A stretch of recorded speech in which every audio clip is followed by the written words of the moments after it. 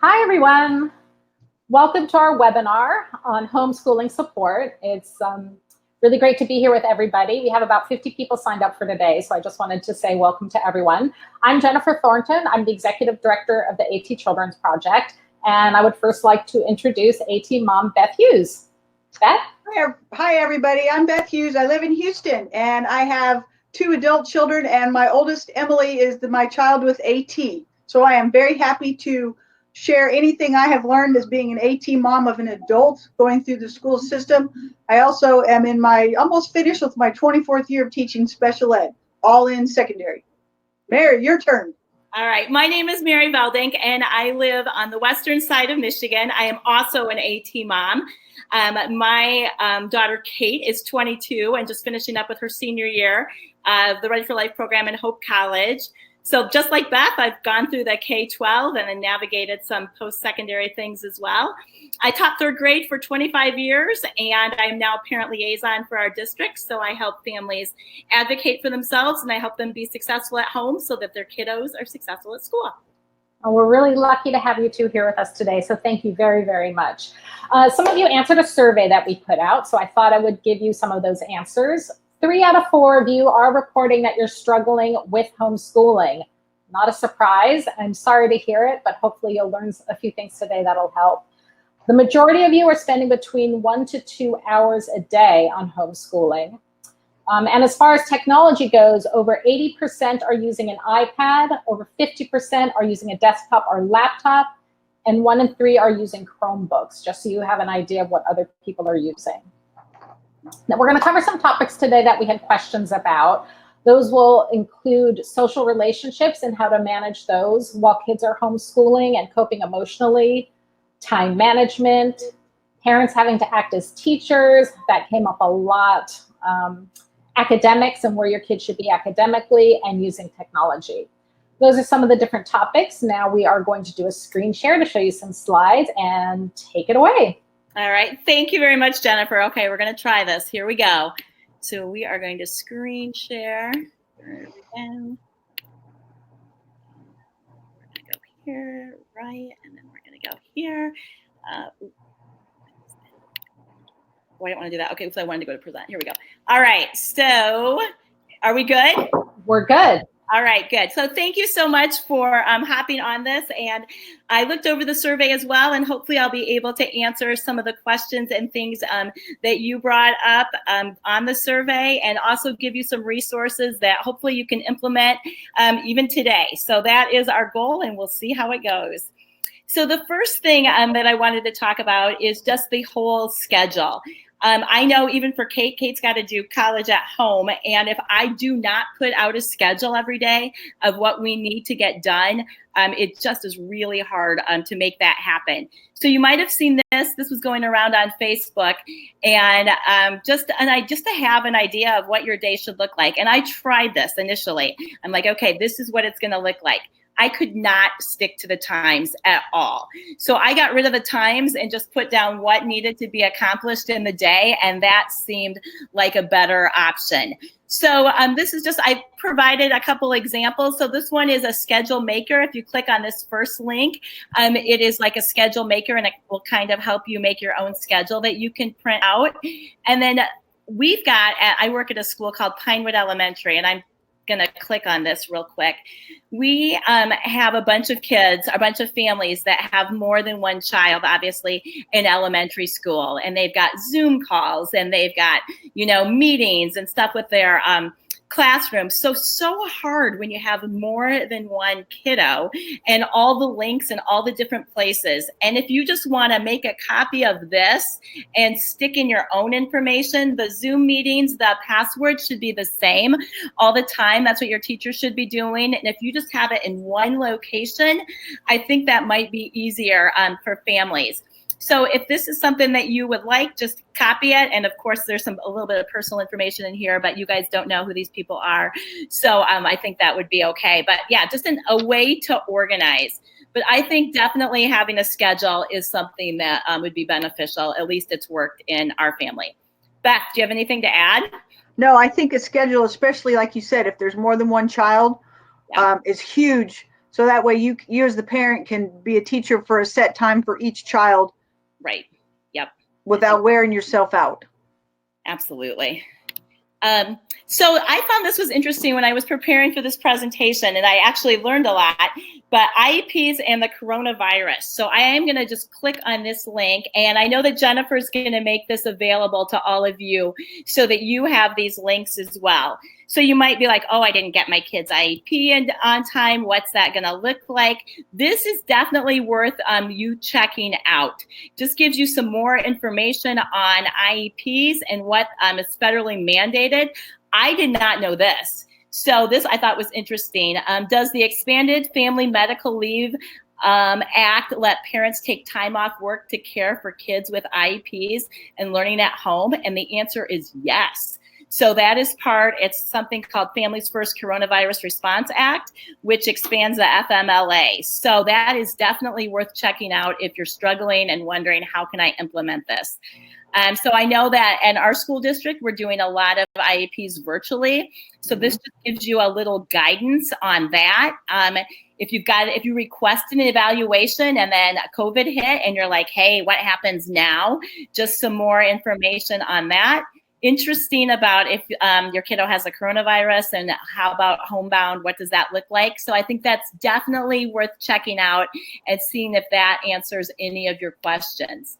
Another thing I provided here is just, you always can't have too much information about IEPs. So I thought that this was another great resource just to make sure that your school district is doing exactly what they should be doing with the IEP. So just another resource for you there. Beth, anything to add? Actually, yes. The IEP is absolutely the legal document that your school is obligated to provide to help you as much as possible by doing this virtually with accommodations. Obviously, you're not going to have, any one-on-one para time if that's part of your child's IEP. We can't do that. But I do know I saw something, and I think a para or teacher was getting online with the AT child virtually for like an hour a day. So if that's something that you feel like would be very helpful, then you certainly can ask your school if they could provide that extra one-on-one instruction, because I know some of the parent questions were just some inability to really know how best to help their child. And that's what teachers' jobs are, is to help your children. Absolutely. But it's tough to virtually implement IEPs, but I know that in my district here in Houston, we are implementing accommodations and modifications virtually for our students. Exactly right. And so even I know, like where we are, my friend is a speech therapist. She is doing teletherapy. So if it's in your IEP, I would definitely advocate for that. And you should be able, if you're getting OT, they should give you recommendations to do at home. And all related services. Yep. To be provided. And like you said, Beth, it's a legal document, so they have to do it. Yes, so if your child gets speech, they should be getting speech. Absolutely. You should have heard from your speech teacher, and you should have a plan in place. And if you haven't, call. And really, like you said, Beth, teachers want to help, and they really, really do. So yeah, advocate for your kiddo and advocate for the services that he or she that are in his or her IEP. Okay, another thing that was addressed is that whole issue of transitions, which is hard anyway. And going from school to home learning is a huge transition. So this is more toward the elementary kiddos, but I thought this is good. We do this at the end of the year in my school district. And you could just make a little book that might be fun and helpful for your kiddos with transition. So I'm going to let this load real quick. But it just tells the story. I think it's just very helpful. Let me see real quick. I'm just going to grab this. Just to talk about what school's going to look like. This is what my school used to look like. And then you could have this is I'm learning at home right now. These used to be my teachers. And maybe if you're still seeing your OT or your PT, you could put that in there.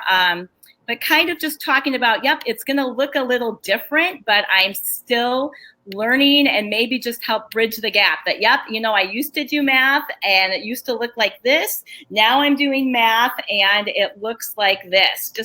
Mary, what software did you use for this? You know what? I can find out. This I actually Okay. stole from another teacher, but I can absolutely find that out. Parents can Google social stories, because that's just a social story. Yep. And for students, for any kids, any of our kids that really struggle with having a set schedule and really needing to know how things are going to happen, a social story like this would be a great way to help with, like Mary said, that transition from I go to school and learn, but now I'm staying at my house and learning. So that's great. But yeah, probably any social story that you wanted to Google, you could pull up and make one. Great, thank you. Yep. So where I get a lot of my ideas, even when I was teaching, Pinterest, and then just put social story, and you are going to get a million ideas. You're going to get a million things that work for you. But I think the more you talk about it and say it used to look like this, but now it looks like this, just gives them that visual and some more supports on transitions, because this is rough for everybody. Mm-hmm. Okay, so there's transition. Okay, so one of my absolute favorite resources ever is Common Sense Media. So I'm just going to quickly, I'm not going to go through all of this with you, but I want to show it to you because I think it can really help you out. So if you look at your screen, you see there's a For Parents section, which is great. So if I click on the For Parents, you want ideas about movies and TV. They give you honest results. Books, you're thinking, you know, what does that look like? What kind of books should I be reading right here? Apps and games. And then look down here, it says special need apps. So I'm going to go back to that in just a minute. It has some great resources right there. So play around with this resource because there is a wealth of information. And even go on the For Educators because there's some good things, especially for special needs kiddos here as well. So I'm just going to click on this right here. So here's the special needs part. Just to give you a quick tour of that. Just a second, it should come up.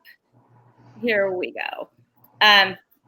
There we go. So I love it that it's got ages. So you've got questions here, you've got questions there. I think there's just a whole wealth of information on there. They've got all kinds of things. How can video games help? What are some good books for reluctant readers? There's just so many things on here that are really, really good. I love this part. This is the accessibility.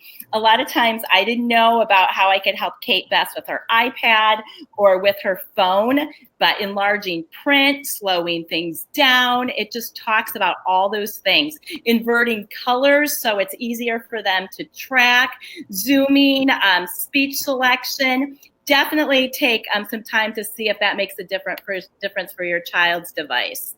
And then here are the best special education apps, which of course I think are good. So again, it's by age level, but there might be some things that you didn't know about that would be easier for your kids to do by themselves. So definitely check that out. Beth, do you have anything? I know they have stuff for high school and junior high because in our school district, I know we're using it K-12. Right. No, I think, no, that Common Sense Media is a great spot as a resource. And I did just get, because my daughter Emily has read books through Audible for years because with her head movement and her eye tracking, it's just not possible. And my husband and I got tired of trying to read books to her that were assigned. So she's done Audible for years, and Audible is now free for kids. So that's a great way to get your kids reading. Yeah, without you, and I'm going to show you some resources in a minute, but especially if you have more than one kiddo and you've got to do all that reading, I mean, let's be real, that's a lot. If you're sitting down with 4 kids, that's going to take up so much time. So yeah, having them read, having to read to them, and I'm going to show you a place where they can still track and they can slow it down. So even though they're not reading, they're still seeing it and hearing it. Mm-hmm.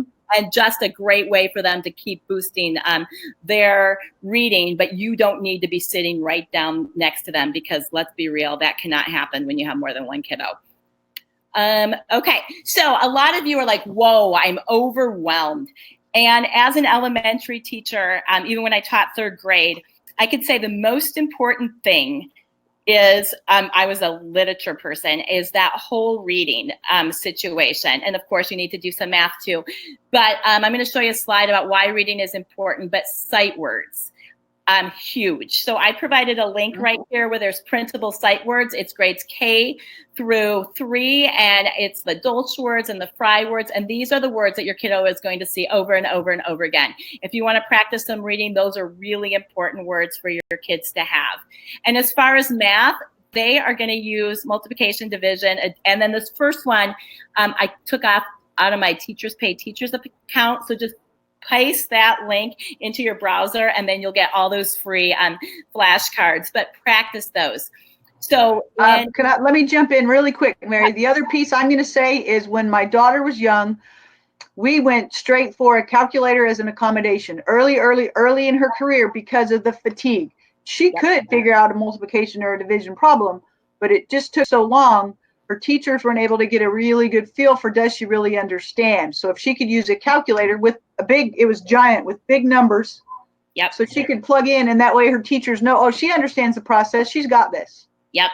And Kate wanted me to, I said to Kate, what should I tell these people as we're, talking? There's a calculator that actually talks, and it's larger. So I can get a link to that too. She's like, that was a game changer for her because she would hit the button and it would say 5 times 4. But I think so that's with the math, but sight words are huge. Yes, they are. Because those are the words they're going to text. Those are the words that they have to just get the beginning. I know Kate texts a bunch, but if she can just get the beginning spelling, then it shows up. So I think sight words are huge. So yeah, and another reason, really like social studies and science, at least K through 4, it's really just reading comprehension. So I think, don't stress out so much about that social studies and science. It's fun and it's great, but kind of fluff early on. I shouldn't say that, but it's kind of true. Well, when they get to secondary, it's a little less fluff. Right. I know, but it's especially for high school kids where they're trying to earn the credit. Right. But it is tons of reading. So again, if you can have that downloaded and have it read to your child, and then you can do the stuff, do questions, you probably will have to be their scribe. Unless they've got the keyboard.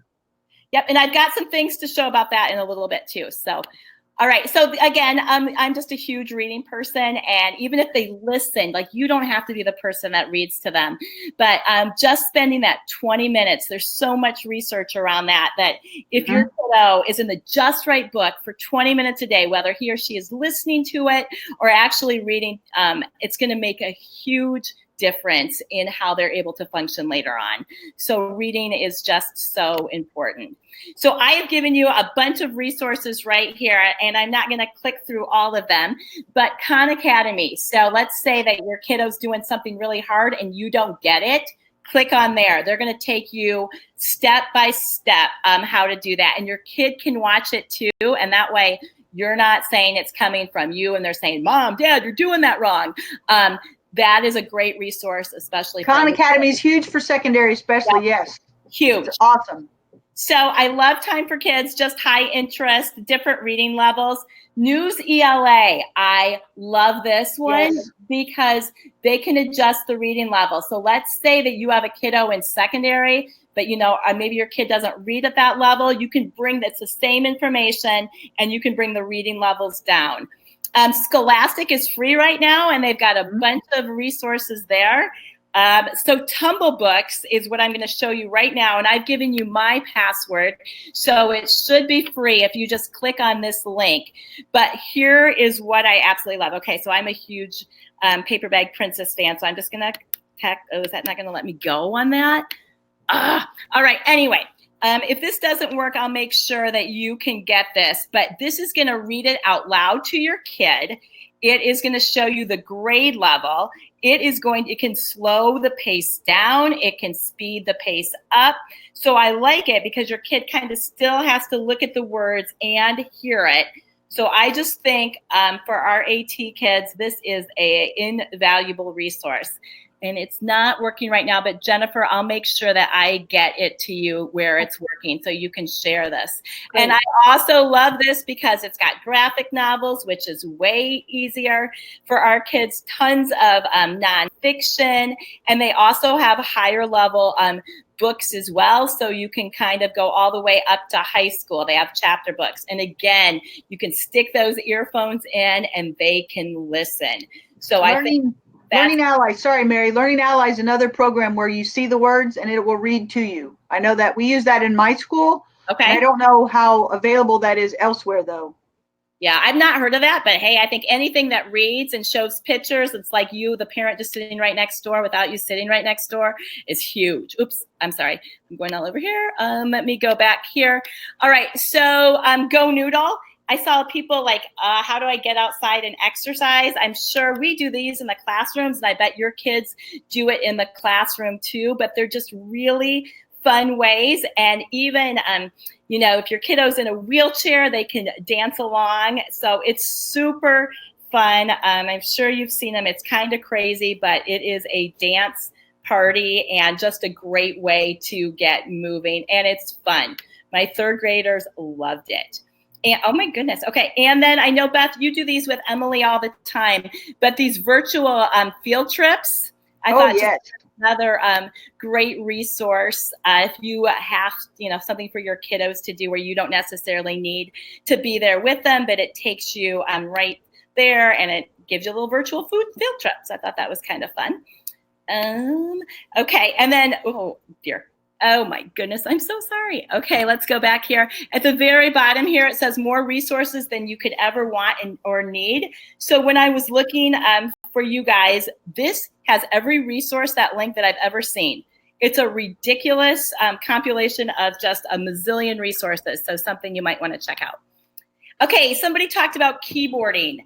And so important, right, for our kids, especially, and hard. But this link right here provides a bunch of keyboarding apps. Again, it's through Common Sense Media, but I think that's huge. And you can talk to that too. I know Kate uses her iPad with her keyboard every single day, her phone every single day.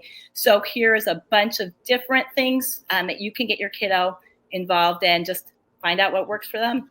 And they have different grade levels too. And depending on your child's ability, doing the correct hand position might not be an option. And you can practice, you can have a layout on your keyboard so that it's an ABC across. So it's not the QWERTY that's on a keyboard automatically. And which might be big for younger kids. Yeah. Yeah, I don't know. For Kate, I know she doesn't do QWERTY. She just kind of hunts and pecks, and you know, she's just practiced. So yeah, she can't keep her hands steady enough to do that. Right. But there's an overlay that'll fit on most traditional keyboards that will lay it out as an ABC across the top row. So that might make it easier for younger kids so they can type. Yeah, I like it. And it's still a hunt and peck. You don't have to do the proper hand position thing. Cool. Yep. So there's that. And then a lot socialization so hard for our kids normally. And then you put this on top of it, really rough. But one thing that we've been doing at our house is House Party. So it's an app for an iPad or for an iPhone or any phone. And it's just fun. They have games there. So I know that they can play Pictionary. Kate's been using it a lot with her friends. Just an easy way, and I think elementary kids can do it. Anybody can do it. Grandmas and grandpas can do it. Just gives you some options for games to interact with your kids. Do you think it's a little easier for that kind of casual communication than Zoom is? I do. At least for Kate, I think it is. I mean, Zoom is good too. I think anytime you can connect is good. But yeah, it's just another option. Yeah, playing a game like that is a great way to connect and stay connected with family members, friends, instead of doing the hi, how are you? I'm fine. It's a little more of a relaxed way to connect. Yep, for sure. So yeah, check that out. It's pretty fun. Okay, I love this. I actually got this from my older daughter who teaches special ed on the east side of the state. But this is so cool. So, and it really has nothing to do with homeschooling, but I just wanted to give you this resource anyway. And you can still, this would be fun to check out. So they have all these areas where they take you through it, like you're kind of sitting in a wheelchair. So let's say that your kiddo was going to go, I don't know, like to the museum. You kind of shows you what they might run into and things that they can expect ahead of time. It is really cool, and kind of fun for them to maneuver through things in their wheelchair and just kind of figure out what that's going to look like. So I would definitely check this out. Again, just something fun to do for your kiddos, and definitely for people that are wheelchair users. Okay, so a lot of things that came up were the whole frustration. And even though I think I'm a pretty good teacher and I've taught forever, I'm going to tell you what, working with my kids at home is completely different than being in my classroom. I would rather work with my 28 third graders than work with my kid one-on-one. So I hear the fact about the frustration. And I was talking to my principal about something else earlier today, and she's got her doctorate, and she's the educator, and her daughter is just like, she's like, we can get through one problem and that's out, and that's it. She's on the floor, she's screaming. So know that you're frustrated and your kid is acting like this. You are not alone. I think it's universal. And if you've got a kid where they're not frustrated, that's amazing, and be glad. But I think as far as like teachers go, I think like if you're supposed to do a math page or whatever, start with, hey, we are going to do 2 problems. We don't need to do all 25. We're going to do 2. And then maybe the next day we're going to do 3. And mastery for me is if they get like 5 right in a row, they've got it. They don't need to do that 25. And any teacher out there, you're showing a little bit of effort. That's all we want. They don't want you to have to bend over backwards to get all these worksheets and all these things done. They don't. I guarantee it, especially if they're moms or dads, they totally understand that. But I think setting a goal, like for math today, we're going to try to do 4 problems. For reading, we're going to get through this stack of sight words, and you're going to listen to a book for 20 minutes.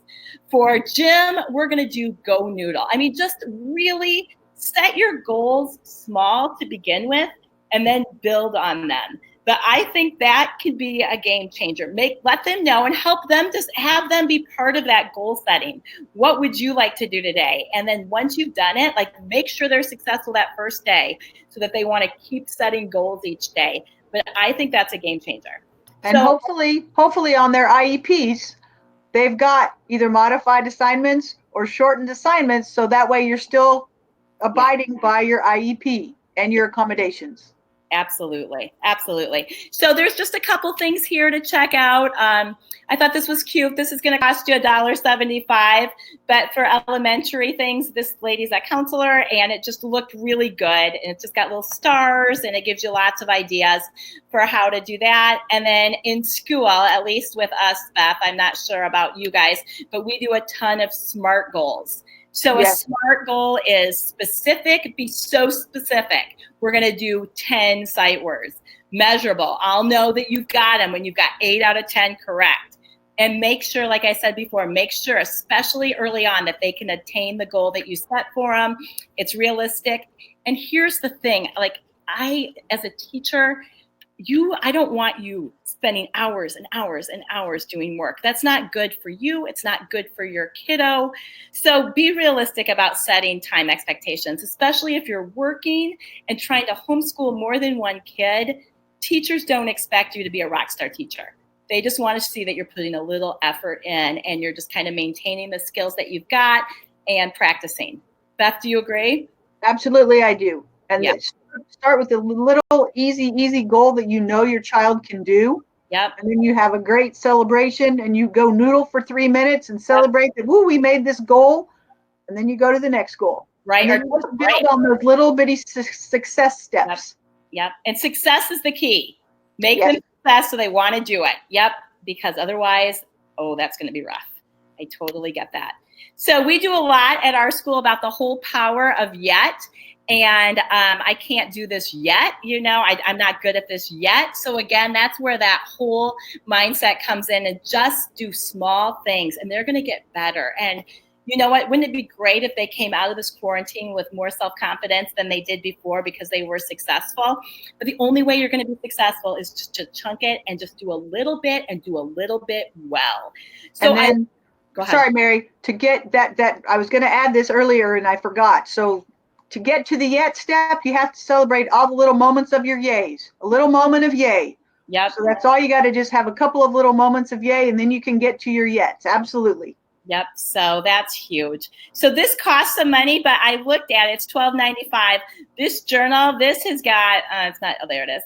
Where is it? I loved the stuff. I looked through this last night, and it's got some really good self-esteem things for our kiddos, and a multi-sensory, and it's all different levels. So I think this is definitely worth checking out.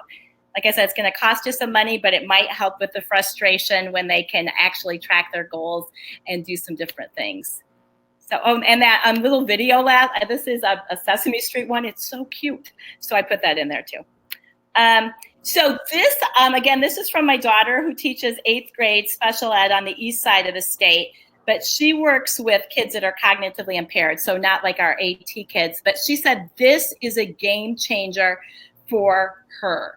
So read and write, yes. Read and write for Google. So check it out. So again, this is where this is going to read it out loud for your kiddos. I think this could change your life, especially if you've got that upper L going into high school. So I included a bunch of YouTube videos how to do it, but it is going to make your life much easier as far as worksheets and as far as writing and as far as reading. Beth, do you use this at all in your class? Yes, we do. We use read and write a lot, especially for our kids that have oral testing. And the read and write is awesome. It's just an extension you add under your Google, under your Chrome. The only thing I'm going to tell you is once it starts reading a document, it won't stop. You'll have to click and have it stop. Okay. And if your child needs to hear it again, you've got to go back and prompt it to start over. But you can adjust the speed quickly, and you can make it read it slower. It's a read and write is awesome. Good. So yeah, if I had especially older kids, I would definitely, I know that Kate, this would have changed her life going through school. And again, less work for you. It might be some work initially to set it up and figure out how it's going to work. But through this quarantine and even on, this could be a game changer for your kids. So this is some extras I put in. I can't, I've often said it's going to be hard having a bunch of kids and then having a kid with AT for you as well. But this is just some mindfulness, maybe more for you, for parents, but it's also got some great things. This is a Michigan thing, but they have got some really good ideas here. So I'm going to pull this up just a second. Okay, so this is kind of, it's, so here we go. Stress more, move more, sleep soundly. So it's got some guided exercises to help you with that. Taking a walk indoors, sleep stuff, keeping a healthy mind anytime. And then they've got some stuff for kids. So calming, rest and relaxing. So yeah, I just thought it might be definitely worth checking out as a mindfulness resource. Again, I found another thing. Scholastic's got so many things, and you're thinking, what do I do? What does a first grader look like? What does a second grader look like? This link is going to tell you that. And then I found this is so cute. This is more for elementary schools, but it's worth a read for anybody. It's a book that just came out. It's called The Book Oyster and Butterfly, and it's a story of the coronavirus in me. So it kind of talks about maybe being a little scared and some things that they can do about it. And of course, I always love when I look in literature and wait for it. Here it comes. There's a kiddo in the wheelchair. So important for our kids to see kids like them in books. Maybe I'll do that, Jen. I would actually like to do that. Find a bunch of books that have handicapped kids as characters. So anyway, great. It's a great resource for you as well. So I loved this. There's no evidence that playing digital brain training games improves cognitive function in a meaningful way. Going for a walk, run, socializing, dancing, or doing crafts are better ways to improve cognitive abilities. So I never want you to think, oh my goodness, I'm not doing this exactly the way I should be doing this. I'm hurting my kid. You're not. No. Not at all. And they were talking about some studies. I was talking with some educators about studies out of Hurricane Katrina, and those kids didn't go back to school. I'm not sure exactly when that hit. But guess what? You know, by the time December came around, everybody was where they needed to be. So know that if you're not doing everything your teacher assigned, your kiddo is going to be fine. So there are other things that are just as important. So I know your kid's teacher doesn't want you to stress. Just do what you can, do it well, feel good about it, go to bed, and then do it again. Beth, anything you want to add? Ditto, whatever you just said. Okay, perfect. Okay, so I loved this. I found this on Facebook. I'm going to read it real quick. So this is someone that's been a homeschool mom. As an experienced homeschooler, I want to let parents know that your elementary age child only needs 1 to 2 hours of school per day. Middle school 2 to 3, high schoolers 3 to 4. Please don't expect them to spend 6 to 8 hours of school per day. This is not how homeschooling works. There are many resources available to you, so use them. Let them sleep in. It's good for their immune system. No need to get dressed. Talk to them about what they want to work on. Let them be part of the planning. I think that's huge. If you can get outside, get outside. Sun is good for you. 1 hour reading, that's too much, but you figure it out. For sure, 20 minutes in that Just Right book. Have them do some chores. I love this about math. Cook something together. A lot of homeschool math is done in the kitchen. This is a stressful time for all of us. Don't make it worse by stressing about school. Be gentle with your kiddos and yourself. And at the end of the day, if it gets frustrating, walk away. As a teacher, I always said, if my homework is too much, write, Mary, it's too much. We tried.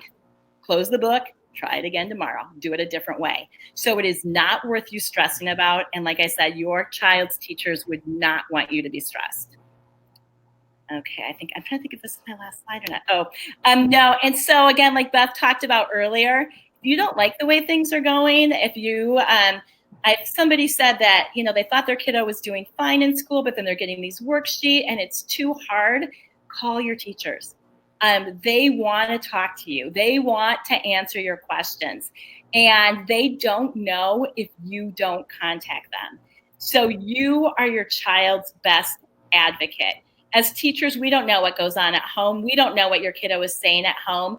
So the more that you talk to your teacher and let them know exactly, what's going on, that is huge. So you have to advocate for your kid. And I'm not saying call your teacher every day, but once a week is very appropriate. Very appropriate. And I know in the state of Michigan, teachers have open office hours. We have to. It's a state mandate that we have to be available between this time and this time. So call your teacher, email them, ask your questions, figure it out. But if you don't advocate for yourself and your child, nobody else is going to right now. So you need to advocate for your kiddo. So Mary, I know that there's been a couple of comments about their child got a little bit overwhelmed, like on a class Zoom. Yeah. So that would be a perfect time to go, okay, can I have an abbreviated version with my child just one-on-one? Mm-hmm. Because that was just too much. Yep. Or guess what? You know what? And maybe can I pick, can we have 2 or 3 other kids? So yes. Just one-on-one, so you're getting that social time. And somebody wrote that their kiddo was expected to perform tasks in front of Zoom. That does not feel appropriate to me at all. So I'm not sure what that's all about. But again, say, you know what, I just don't feel comfortable. My kiddo doesn't feel comfortable. But Beth, you're absolutely right. Do it differently. Our kids learn differently, but your teacher wants what's best for your kiddo. And bring other kids in. It might not be meeting with 30 kids for an hour, but it may be meeting with 4 kids who really enjoy this and can be more personal for 15 or 20 minutes. So you guys hold a lot of power. And often when I sit in meetings with parents, I want to say, you hold the power. So yes, you go and try. You don't get hurt by asking. And a lot of times they want to help you. They want to meet you and they want your child to succeed. And this is a great time for you to try accommodations that you're like, well, how come they don't do this? And you try it and it works. Then when you do go to your next IEP meeting or do it on Zoom, you can say, well, we did this at home and it really worked really well for my child. Absolutely. And if it helps your child, I guarantee there's at least probably 2 others in the class that's going to help too. Yep. So I think that's my second to last slide, Jennifer. Okay. We are going to go ahead and enable the chat. We would love to hear from you to let us know what your biggest takeaway was from today, and or is there something that's been working really well for you? Yes,